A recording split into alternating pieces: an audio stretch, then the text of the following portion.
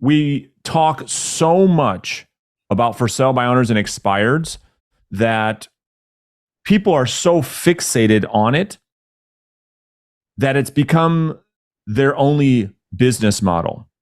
And I want to talk about the dangers of that being the case and why there's the allure of FSBOs and expireds and all that they have to offer, which we'll talk about that. But there are some negative consequences to that approach to business as well. So that's what I want to talk about. So I'm going to tee this up, and then Dominic and Ben will get into the details of this. So the way I think about for sale by owners and expired listings versus maybe a circle prospecting approach. And when I say circle prospecting, for the audience sake, I am talking about downsizers. I'm talking about absentee owners. I'm talking about just listed, just sold calls. Okay, so that's what I'm referring to. I'm putting all of that into one bucket. Yes, there's so that's just a better approach to versus just calling random people. Calling a targeted list, I would consider that a circle prospecting approach. Now, FSBOs and expireds bring great upside. Why? Well, it's conversion timelines, period. It's the only lead source we have in the business of real estate where people have their hand raised. They say, I want to sell my house. And so, of course, you have every Tom, Dick, and Harry realtor going after them because it's the path to the fastest paycheck. That's why everybody goes after them. However, there's crazy amounts of competition. So they're very difficult to convert. You need high level of skills to convert them. And so that's the downside. The other downside is this, and we can debate this a bit. It's kind of like golden handcuffs, because once you get good at them and you start calling people out of the blue and start setting appointments on the same day, and you go on these appointments the same day, and you get a listing on the same day, I mean, you become addicted to the crack real quick, right? And so, but the problem is it's hard to leave it because you start calling other sources of business and you start having prospects say, well, yeah, we're thinking about maybe doing something in 6 to 12 months. You're like, 6 to 12 months? I'm trying to get a listing today. F that. I'm never calling those again. And so then you just get so fixated on this instant gratification that if you're not careful, your whole career is focused on this now business of FSBOs and expireds, and you never can build a pipeline. You can never get out of the rat race of trading your time for dollars. So that's how I tee up the conversation. Dominic, I see you chomping at the bit. I'm going to go to you first. Tell me your thoughts on this. Yeah, so I'm chuckling because we didn't talk about this beforehand, and a lot of this is exactly what I have, what I have been doing through my career. I got really good early on at converting expired listings and then for sale by owners. And when they're around, it's bang, bang, bang, bang, bang. Get a listing, get it priced right, get it sold, and you move to the next one. What I have learned, and I think you're eventually going to get to this, is that there is an ebb and flow of these lead sources. And so when they're good and they're around, I mean, you can just pop them off, right? But when the tide goes out and there aren't as many of those opportunities in the marketplace, the number of agents going after them doesn't change. And so there's a lot more intensity of competition. So without that circle prospecting that you mentioned, those downsizers, those absentees, those just listed, just solds, what you have is a very shallow pipeline. And I think you're probably going to get into that next, right? That's right. Yeah. Yeah. When it comes to, what you just said, as far as never able to build a pipeline, I guess that's my first point. And there's a lot that I want to unpack here. So we'll just do one at a time. So the whole idea of a pipeline is that you're building, I would call it like it's almost like investing. You're investing these dollars that are compounding over time so that long term you end up with this huge nest egg of assets. And it's the same thing as like building a business from an entrepreneurial standpoint versus the employer standpoint. And so that's probably the analogy that makes more sense when it comes to this conversation. Let me explain. So you have employee versus business owner mindset. The employee says, I'm going to work this week because I need a paycheck on Friday. The employer or the business owner says, well, I'm going to build a business that, because I don't need a paycheck on Friday, I'm going to build a business that long-term pays me for the rest of my career, regardless of how much time I put in. And so this, Dominic, I look at being very similar to that. The agent who doesn't build a pipeline is just focused on the here and the now. They're just trading their time for dollars. Like what they do today determines how much they get paid. And if they don't call those FSBOs and expireds today, they literally don't have any business, period. Because they haven't spent a lot of time cultivating their sphere of influence database, and they don't have a pipeline of seller leads that they've built over any length of time that are now manifesting that they've earned in the past. And so what are your thoughts on that piece alone? And then we'll move on to the next piece. Yep. I agree. I equated it to homesteading. You know, if you're a homesteader out in the country and you are every few days, you got to wake up in the morning and go hunt something down, kill it, and eat it.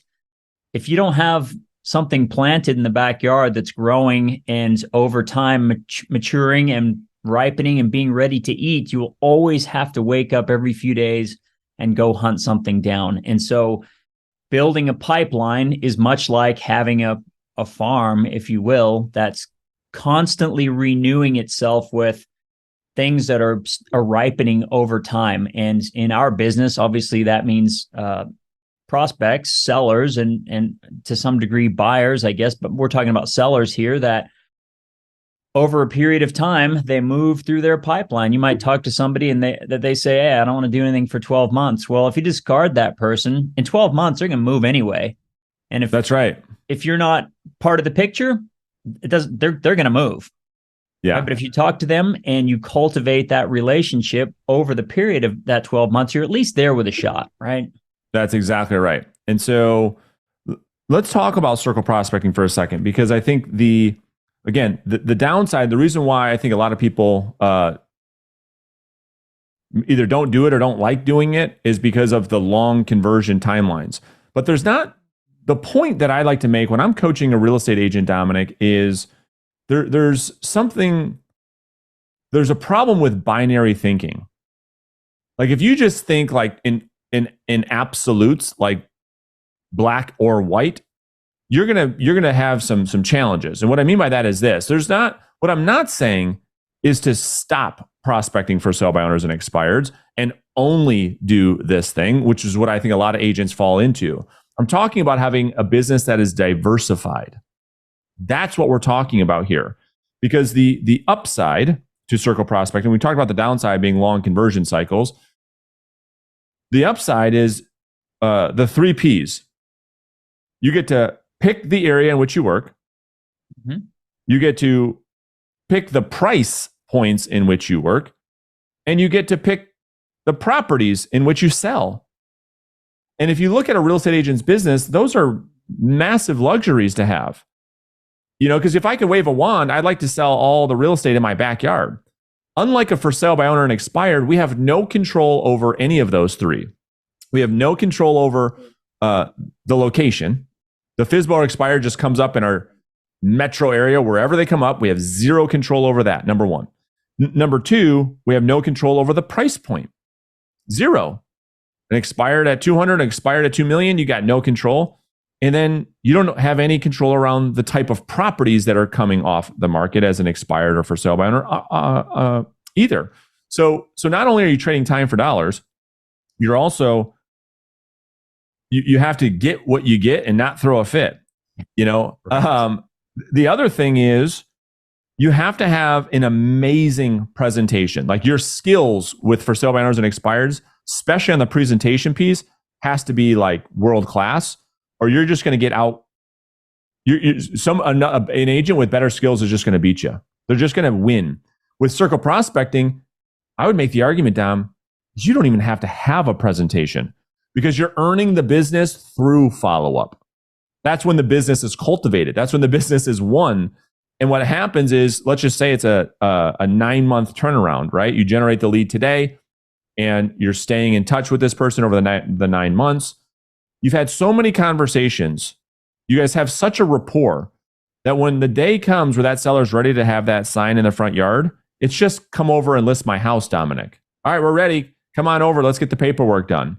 You don't have to go through this whole dog and pony show. So give me your thoughts on that. Yeah, look, I wanted to back up just a second. I want to add one more P to that list, and that is that you also get to pick the seller. Great point. If you've got 200 people in your pipeline, and not all of those are going to ever come to maturity, and not all of them will list with you, but you have the opportunity to decide, because you're not going to be a fit for everybody. That's right. To your point, if you're working with these for sale by owners and expireds that pop up all over in the marketplace, there's a finite amount of them, and you just take them along with their property, whatever their personality type is. When you are casting a bigger net, then you get to choose, you get to filter down the type of people through your conversations and your in-person meetings with these folks. Hey, this person just might not be a good fit for my personality type, my business type. So I'm just going to decide to let this one go if the opportunity comes up. That would be an important factor to me, and I imagine to other agents as well. And yeah, if you're able to, because something you've talked about before is, 9 months from now is a long time. But next month, that 9-month person is only going to be 8 months away. And in 2 months, they're going to be 7 months away. But you've already replaced them with an 8-monther and a 9-monther. And guess what? In 9 months, you've got a person who's ready to go, and you got a person behind that person who will be ready to go in a month. And that's the very definition of a pipeline, I think. That's exactly right. I mean, you just nailed it. And I'll try to give the audience, I'll attempt to give the audience a visual of this. If I can get my iPad to share, then it will be good. But if I cannot, then I will not. Oh, I know why. We got some this is a technical challenged show today, my friend.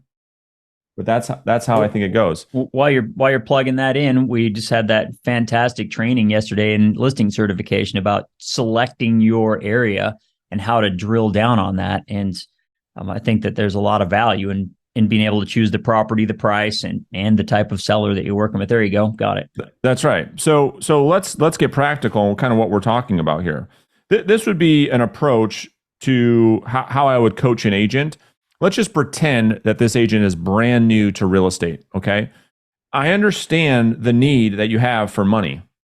So maybe what your first year will look like is something like this, that 70% of your prospecting efforts are with expired listings and for sale by owners, and you put 25% of your efforts into circle prospecting, perhaps, right? Because I think a lot of people in their first year, nor do they have the confidence, nor does their sphere of influence even respond to the fact that they're brand new. And so some people get lucky with their sphere and hit a couple licks. But here's the point. The point is, this is what I want to map out. If 75% of your prospecting efforts is focused on these sources, you're going to sell what you're going to sell, right? Based on your current skills. So maybe that turns into 15 deals in your first year. This is from this pillar. And maybe this pillar, you get 0 because nothing converts in that first year. But then in your second year, maybe the business looks more like this, where maybe we have 50% of our time with expireds and FSBOs. We continue to put 25% of our efforts into circle prospecting. Now we put 25% of our efforts into our sphere of influence and our past clients. And then watch this, Dom. This is the key.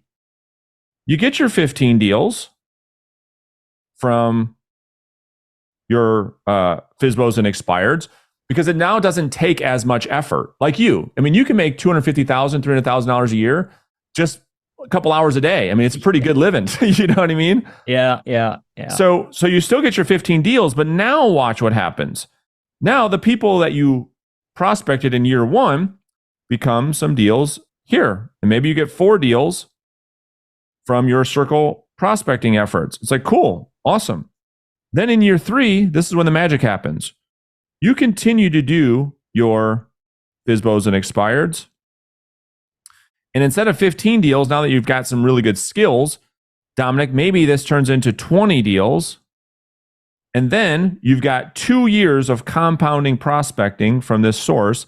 Maybe this turns into another 10 deals from your pipeline. And now you've got 5 deals from your SOI. And now you've got a 35 transaction business. Most of the people with a $7,000 average income, that's a couple $100,000 a year. Yep. That's essentially what we're talking about.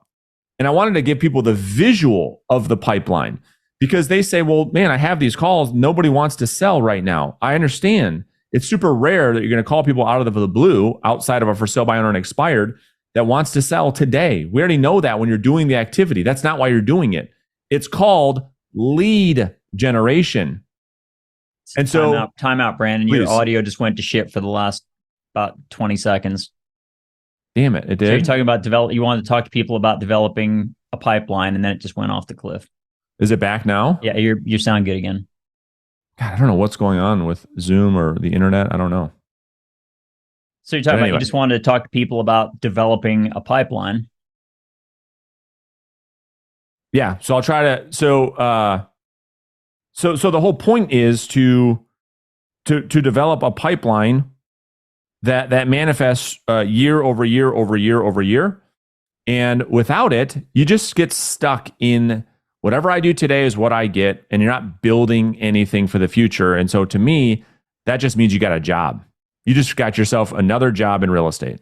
So can I offer a slight counterpoint there to your diagram that you had up a second ago? Can you bring that back up again? Absolutely. Let me just go boom, boom, boom.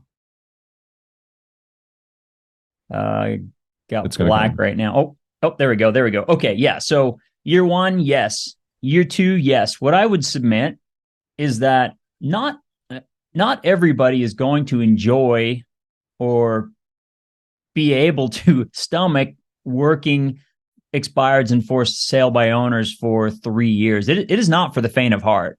It is hardcore. It can be hardcore going after these folks constantly. It is rugged. And so by year 3, if your skills have developed enough and you have been building this pipeline, you now have a choice.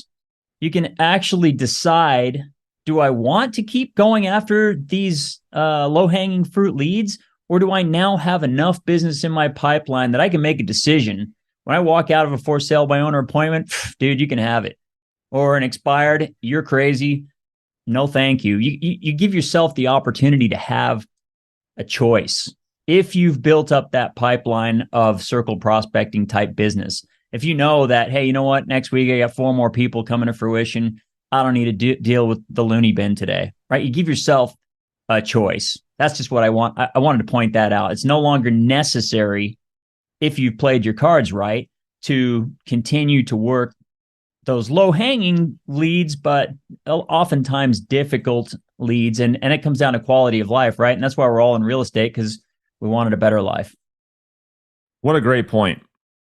And I know it's hard. Let me just see. 1, 2, 3, 4, 5, 6, 7, 8, 9, 10. So I'm going to try to even help do a little more here. You nailed it.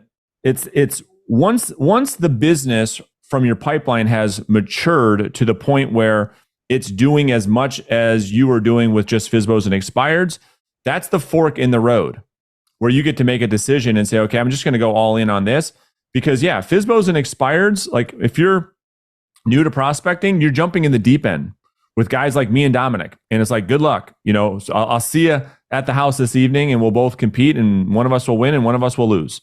And it's very difficult, like to with just FSBOs and expireds, it's a very, very hard knock life type of career in this business. It gets you old real quick. It's the same thing I say with internet leads, Dominic. Yeah. That's the other thing I want to make sure I don't miss. It's the same thing. The agent who's crushing it on Zillow, Well, it's all buyer leads and they can't get away from it because it's like, I have no pipeline. So I have to stick with buying these leads. That's the golden handcuffs that we're talking about. Mm-hmm. So I just want to show this one more time. And so the audience can really understand this, right? So what we're saying is this. If this is month 1, 2, 3, 4, 5, 6, 7, 8, 9, 10, 11, 12. What Dominic was talking about is exactly right. Let's just say that the agent, Dominic, is, and now you're going to laugh when I say this, but just stick with me. Okay. Let's just say the agent does 30 contacts a day. Okay, that's the part where you're going to laugh. I know we're giving you guys a huge benefit of the doubt and say you're going to prospect and do 30 conversations a day, and you're going to do that throughout the rest of your career. What I'm saying is to do this. Let's just say, because we know that there's about a 10% lead or a contact to lead generated ratio. If you just did 20 with FSBOs and expireds and 10 with some type of circle prospecting lead, what we're saying is you're going to then generate one solid lead per day, that this is what happens. So in the first month, if you're working full time, you're going to get about 20 leads per month, Dominic, right? Mm-hmm. Yep. That start building the pipeline. So you've got 20, 20, 20, 20, 20. Let's just say you do this every month. This is how an agent's business looks like when that circle prospects. I just interviewed one of the agents that we coach who does, this is all he does is circle prospects. He doesn't do anything else at all. So let's just say, because here's the big question. Well, when do those actually convert? Let's just say that in month 6, you start to get some conversions from month 1's leads, right? And so this is what the whole pipeline looks like when it starts to manifest. Because let me just grab my calculator to do some math. This will make a lot of sense, I think, to the audience. Is if we have 20 leads, right? So this is going to be 240 leads. This is what happens in that second year. You've generated these 240 leads. We see from the leads that we generate on the circle prospecting side, a 20% conversion of those leads that turn into an appointment set.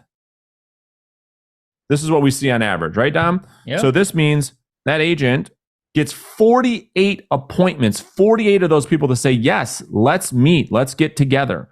With this type of lead, the appointments kept or met is more like 70, 80%. Would you agree? Versus the FSBOs, that's like half. Yep, I agree. So far, we're on the same page. So they meet with 70% of the people that they set. Mm-hmm. And so this is 33 Mets. Now, here's the other benefit. This is the biggest benefit. We talk about conversion from listing appointment to listing taken being at 50, 60% with FSBOs and expireds. This is probably like 80%. That's the key thing. That's the thing, Dom, that I think most people really, really, really need to understand is out of those 33, the deal is pretty much done already. So when we talk about listings that you're going to get, you're probably going to walk away with 27 listings in your second year from the work you did in your first year. And let's just say that you only sell 80% of those actually close. Okay, fine. So that means you close 21 deals on the average commission of $7,500. This is $161,000 from just this one pillar. We're not talking about the business you're getting from from FSBOs and expireds. And then what will happen, to Dominic's point, is in probably 2.5, 3 years, that decision point. Yeah. Because now you've got leads converting from year 1, year 2, year 3. Because when you get to the point where you can make 250 all from circle prospecting, all in the price points you want, with the people you want, with the prices you want, in the places you want to work, well, it's going to be hard pressed for you to drive 55 minutes to an expired listing appointment where there's 17 appointments with the top agents in the marketplace for a $200,000 rundown, POS. Yeah. That's what you're talking about. What you're describing is the brass ring of real estate. It's what everybody thinks that they're going to get when they first jump into real estate is just this all of a sudden this flow of deals coming, right? But what it actually takes is 2, 3, 4 years, 5 years to build up to that. And you got to have a process, you got to have a system, you got to have a way to keep in touch with all of these people for the next 2, 3 years. Yeah. So if you guys want to have, if you guys want the scripts on how to navigate all these conversations, just go into the description right underneath this video. You can download our script book. And then there's some other links to some other resources in there that you guys can check out. Anything else, Dominic, you want to add to this conversation? Yeah, I would just punctuate this with think about your business in terms of the long game. That's right. Yeah. And we're not suggesting, I don't want anybody to say, wait a minute. Are you guys saying not to call FSBOs and expireds? No, I just said spend 75% of your time probably for the first year. When you need money, cash now, you do have to trade your time for money. If you don't have any money and you want the fastest way to go get money, you're going to go FSBOs and expireds. But what we are also recommending is you diversify some of the energy that you expend every day with prospecting and having some conversations with homeowners to build your long-term business so that one day you just have options. You don't wake up in 20 years from now and still the employer or the employee having to go in, punch out, and you're trading your time for dollars anymore. That's what we're suggesting. Would you agree, Dom? Yeah, it's S&P 500 versus all in on Tesla stock. That's right. So true. Well, Dom, I appreciate you like always, and I know a lot of people get a lot of value from these podcasts. So we appreciate it, and we'll see you guys in the next one. Good one. Thanks, Brandon.